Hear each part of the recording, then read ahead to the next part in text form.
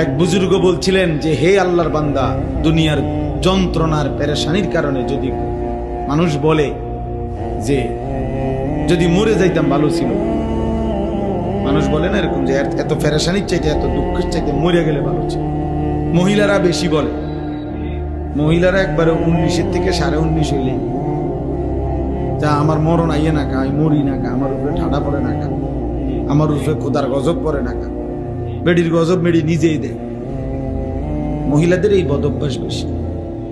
হ্যাঁ, মানে মৃত্যু কামনা করে বেশি, বুঝেন নাই, মরণ কামনা করে বেশি।